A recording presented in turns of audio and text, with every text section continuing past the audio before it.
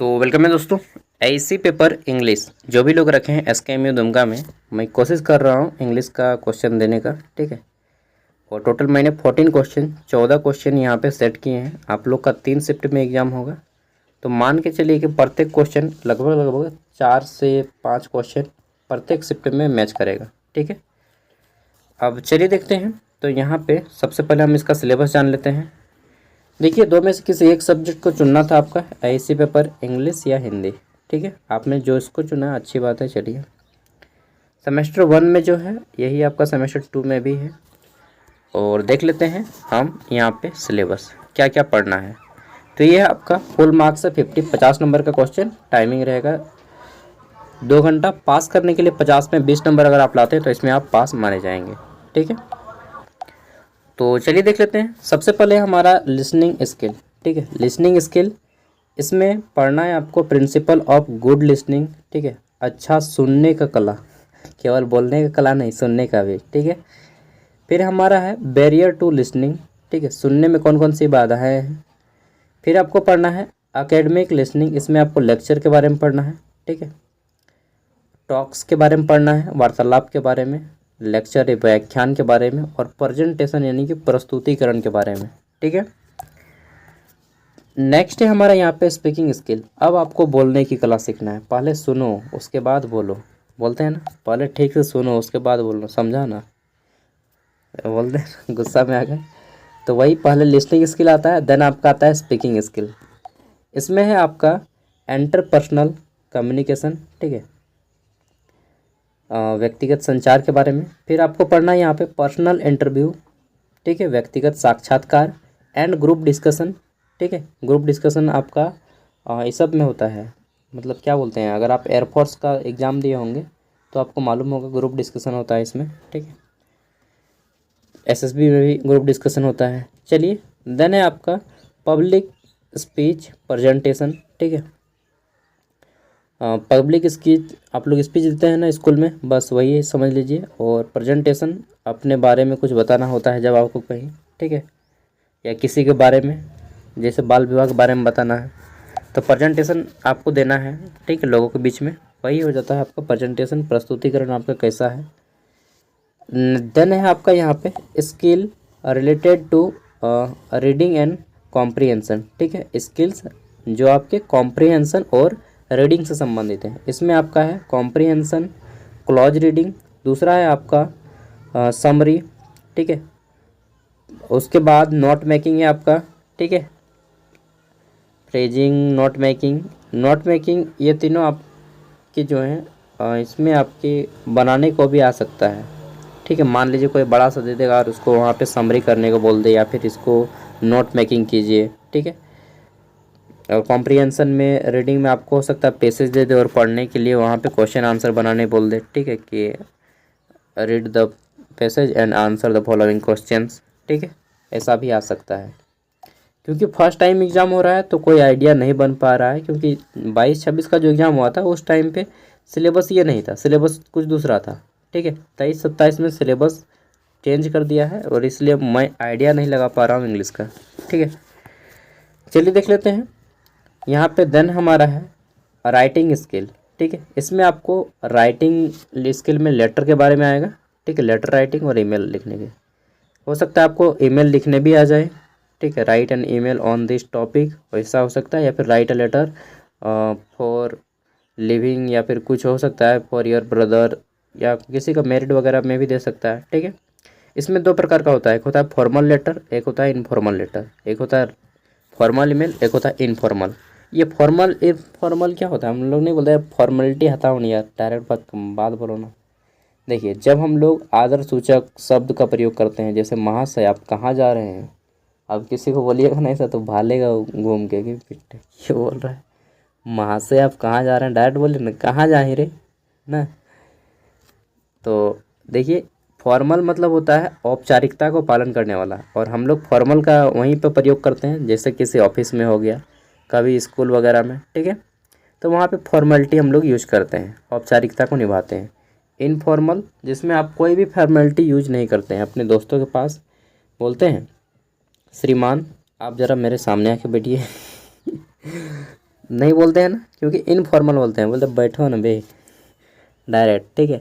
तो informal letter में आप किसी प्रकार की औपचारिकता का पालन नहीं करते हैं, जबकि फॉर्मल लेटर में आपको पालन करना होता है। सेवा में श्रीमान प्रधानाध्यापक महोदय टू द प्रिंसिपल, ठीक है, इस तरह से लिखते हैं। तो फॉर्मल लेटर हो गया आपका। फॉर्मल लेटर ऑफिस और किसी इंस्टीट्यूट, शैक्षणिक संस्थान वगैरह में दिया जाता है। इनफॉर्मल लेटर अपने घर या दोस्तों के सामने भेजने के लिए, ठीक है। देन है आपका रिपोर्ट राइटिंग। रिपोर्ट राइटिंग में आपको जानना है रिपोर्ट राइटिंग क्या है, ठीक है। रिपोर्ट राइटिंग के कितने प्रकार हैं, टाइप्स, बेसिक फॉर्मेट क्या होता है रिपोर्ट राइटिंग का, स्टेप्स ऑफ रिपोर्ट राइटिंग, कौन कौन से स्टेप्स हैं। और हो सकता है आपको आ जाए कि किसी एक टॉपिक पे आपको रिपोर्ट राइटिंग करना है, रिपोर्ट लिखना है, ठीक है। Right and report on electricity, या फिर किसी भी तरह से डैमेज वगैरह हो जाता है वाटर, ठीक है, या फिर एयर पोल्यूशन वगैरह, कुछ भी आपको टॉपिक दे सकता है लिखने के लिए। तीसरा है आपका यहाँ पे है राइटिंग पर्सनल प्रोफाइल, ठीक है। इसमें आपको रिज्यूम, बायोडाटा एंड कैरिकुलम विटा के बारे में आएगा। देखिए बहुत से लोग बायोडाटा के बारे में जानते हैं, रिज्यूम के बारे में जानते हैं, लेकिन डिटेल में नहीं जानते हैं। और कैरिकुलम विटा के बारे में आप में से बहुत से कम लोग जानते हैं। देखिए जब आप लोग शादी वगैरह करते हैं, ठीक है, या फिर कीजिएगा ही आज से 3 साल 4 साल बाद, आप में से बहुत से लोग मैरिड भी होंगे, गर्ल्स लोग, ठीक है। तो क्या होता है कि शादी से पहले आप लोग देखते हैं ना, बायोडाटा भेजता है, ठीक है, भेजता है ना बायोडाटा। तो बायोडाटा जो है अपने बारे में जानकारी देने का सबसे छोटा माध्यम है, सबसे सरल माध्यम क्या है, बायोडाटा। किसी पेज में अपने बारे में लिखना है पूरा, ठीक है, सिस्टमेटिक वे में लिखना है। ऐसा नहीं कि कहीं पे यहाँ पे लिख दीजिएगा फादर नेम, यहाँ पे लिखिएगा अपना नाम, यहाँ पे डेट ऑफ बर्थ, और यहाँ पे लिखिएगा हाइट वगैरह, ठीक है, ऐसा नहीं। सिस्टमेटिक वे में पहले अपना नाम होता है, ठीक है, फिर पहले पर्सनल इन्फॉर्मेशन होता है, फिर आपका कम्युनिकेशन इन्फॉर्मेशन होता है, देन आपका यहाँ पे अदर इन्फॉर्मेशन होता है, वर्क एक्सपीरियंस होता है, ठीक है। तो रिज्यूम, यहाँ पे आपको ये मान के चलना है कि आप शादी विवाह में नहीं बल्कि किसी जॉब इंटरव्यू के लिए अपना बायोडाटा तैयार कर रहे हैं, ठीक है। बायोडाटा सबसे छोटा माध्यम है अपना बारे में बताने के लिए। किसी को आपके बारे में जानकारी देना है तो बायोडाटा सबसे छोटा माध्यम है। उससे थोड़ा बड़ा माध्यम है, डिटेल में जानकारी दीजिएगा तो आपका रिज्यूम हो जाएगा, ठीक है। बायोडाटा सबसे छोटा, उससे थोड़ा अच्छा से आपका रिज्यूम में जाएगा, ठीक है। रिज्यूम में थोड़ा सा अच्छा से आप लोग अपना दे सकते हैं, अपने बारे में बता सकते हैं। और सबसे ज़्यादा डिटेल में सीवी में बनता है, ठीक है। सीवी ये मिनिमम 2 पेज का हो सकता है, ठीक है। तो सीवी मैंने भी बनाया, मेरा भी सीवी 3 पेज का बना हुआ है, मैंने खुद बनाया है अपना सीवी, ठीक है। बायोडाटा, सीवी, रिज्यूम, ये सभी आप लोग को लिखना होता है, कंप्यूटर से बनाना होता है, जिसको आप लोग पेन से भी लिख सकते हैं। पेज में अपने बारे में सबसे पहले एड्रेस रहेगा इस साइड में, ठीक है, या फिर अपना कॉन्टैक्ट नंबर, ठीक है। इधर आपका फ़ोटो रहता है, फ़ोटो यहाँ पे नहीं देना है। फिर नाम, फादर नेम सबसे पहले लिखिएगा, सॉरी नाम फादर नेम नहीं, सबसे पहले अपना पर्सनल इन्फॉर्मेशन, व्यक्तिगत जानकारी, ठीक है। इसमें नाम, फादर नेम, ठीक है, और फैमिली मेम्बर्स वगैरह दे दीजिएगा। उसके बाद यहाँ पे अपना बारे में थोड़ा और जानकारी दे दीजिएगा, आप क्या करते हैं वगैरह वगैरह, ठीक है। फिर देना है आपको यहाँ पे कम्युनिकेशन इन्फॉर्मेशन। इसमें आपको बताना है आपका मोबाइल नंबर क्या है, ठीक है, आपका एड्रेस कहाँ है, ईमेल आईडी क्या है आपका, वो सारी चीज़ें दे देना है। परमानेंट एड्रेस क्या है, प्रेजेंट एड्रेस क्या है। ये हो गया communication skill, sorry communication detail. फिर आपको देना है यहाँ पे अदर डिटेल्स। इसमें आप अपना वर्क एक्सपीरियंस बताइएगा, एजुकेशनल स्किल चाहे आप लिख सकते हैं एजुकेशन डिटेल, ठीक है।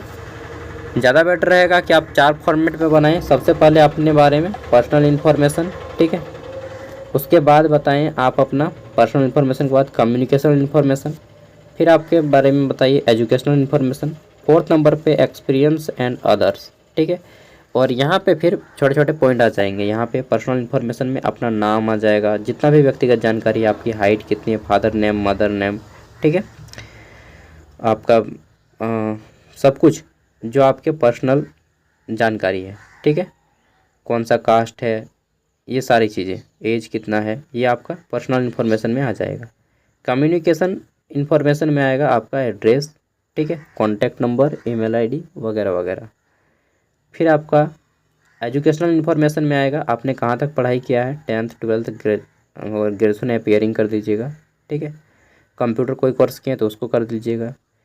एक्सपीरियंस एंड अदर डिटेल्स, अगर आपने कहीं पे काम किया है तो एक्सपीरियंस बताना है, ठीक है।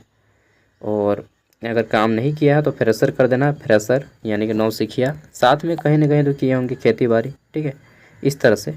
अब मैं आपको यहाँ पे कुछ इंपॉर्टेंट क्वेश्चन दे रहा हूँ, ठीक है, इसको आपको कर लेने हैं। तो यहाँ पे हमारा पहला क्वेश्चन है कि what is the principle of good listening, ठीक है। फिर है हमारा कि what are the barrier of listening, ठीक है, बोलने में हमें सुनने में हमें कौन कौन सी बाधाएं होती हैं। देन है हमारा what is the academic listening talk also describe lecture, talk and presentation, ठीक है।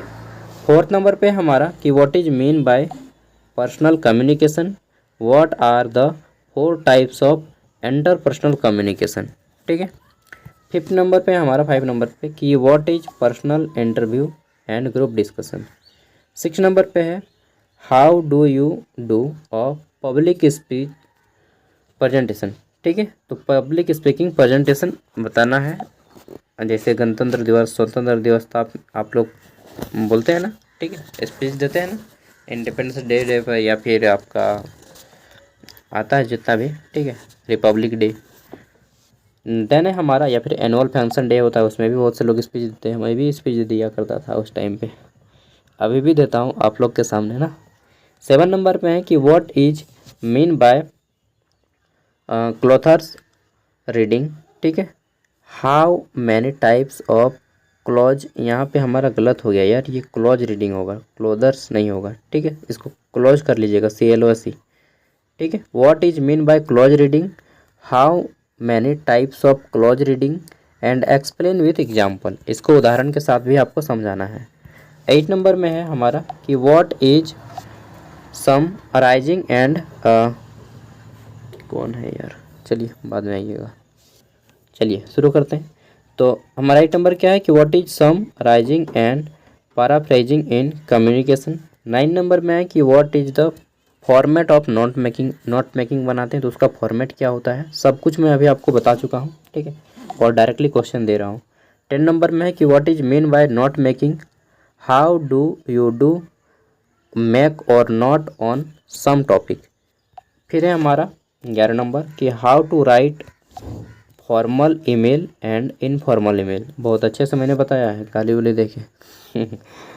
12 नंबर है कि how to write a formal letter and informal letter, ठीक है। 13 नंबर में हमारा कि what is report writing, types बताने हैं रिपोर्ट राइटिंग्स के, बेसिक फॉर्मेट, ठीक है, और स्टेप्स बताने हैं। 14 नंबर पे अंतिम कि write personal profile such as resume, biodata and curriculum vitae, ठीक है। देखिए इतना क्वेश्चन है, दिन भर में जितना टाइम है आपके पास कर लीजिए, बाकी जैसे ही एग्ज़ाम होता है आप लोग के लिए मैं जल्दी से क्वेश्चन पेपर लाऊंगा, ठीक है। और जिनका भी क्वेश्चन पेपर है सेंड कर दीजिएगा इस नंबर पे, एग्ज़ाम दे के निकलते हैं तो, ठीक है। 89 86 60, ये 8 है यार, 75 41। Thank you. और जल्दी से मैं आप लोग के लिए फिर आपका भैक पेपर का इंतजाम करता हूँ, भैक वैल्यू एडेड कोर्स, ठीक है। Thank you, bye, all the best. PDF video का डिस्क्रिप्शन में है, वहाँ से डाउनलोड कर लीजिएगा।